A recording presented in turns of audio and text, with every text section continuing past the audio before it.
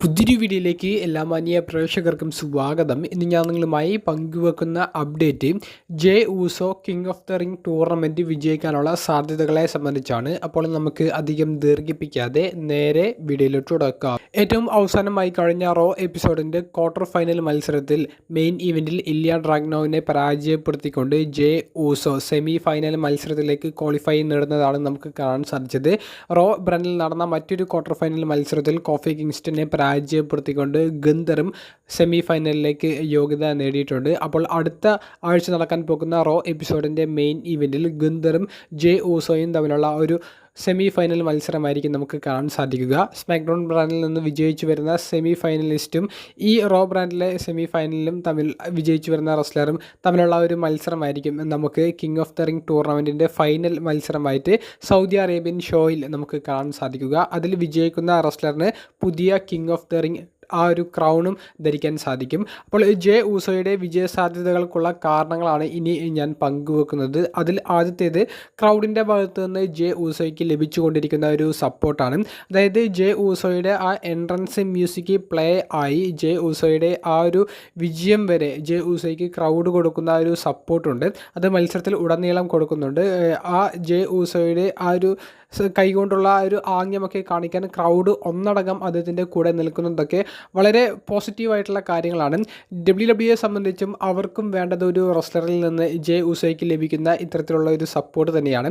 അപ്പോൾ ഈ support maximum മുതലെടുക്കാനാണ് WWE കൂടുതൽ ശ്രമിക്കുകയുള്ളൂ. അതായത് ജെ ഊസോയ്ക്ക് കൂടുതൽ അവസരങ്ങൾ കൊടുക്കുക, കൂടുതൽ ജെ ഊസോയെ ഉപയോഗിച്ചുകൊണ്ട് മാർക്കറ്റ് ചെയ്യുക എന്നുള്ളൊരു തന്ത്രമായിരിക്കും അവർ യൂസ് ചെയ്യുക. അതിന് ജെ ഊസോയ്ക്ക് കിങ് ഓഫ് ദ റിംഗ് പോലെയുള്ള ഒരു ടൂർണമെൻറ്റ് വിജയം കൊടുത്താലും അതിൽ അത്ഭുതപ്പെടേണ്ടതില്ല.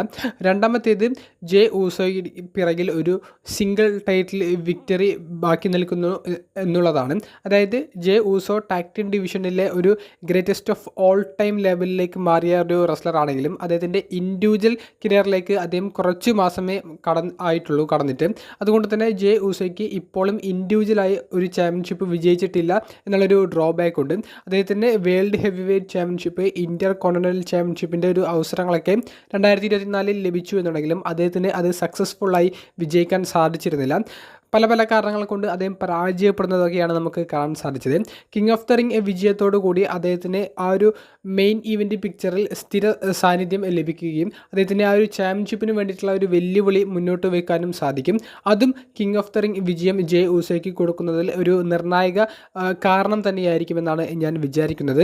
അതിലുപരി ഏറ്റവും അവസാനത്തേതും വാലിഡ് ആയിട്ടുള്ള ഒരു പോയിന്റ് എന്ന് പറയുന്നത് ബ്ലഡ് ലൈൻ സ്റ്റോറി ലൈനെ സംബന്ധിച്ചുള്ളതാണ്. അതായത് ജെ ഊസോ റോയിൽ നിന്ന് ആ ഒരു ഫൈനൽ മത്സരത്തിലേക്ക് യോഗ്യത നേടുന്നു, അതായത് ഗന്ധറിനെ പരാജയപ്പെടുത്തിക്കൊണ്ട്. പിന്നീട് സ്മാക്ഡൗണിൽ നിന്ന് ടാമ ടോങ്കയും മറ്റുള്ള ബ്ലഡ് ലൈൻ താരങ്ങളുടെയൊക്കെ ഇൻവോൾവ്മെൻറ്റ് മൂലം ടാമ ടോങ്ക ആ ക്വാർട്ടർ ഫൈനലിലും സെമി ഫൈനലിലും ഒക്കെ വിജയിച്ച് ആ ഒരു ഫൈനലിലേക്ക് വരുന്നു.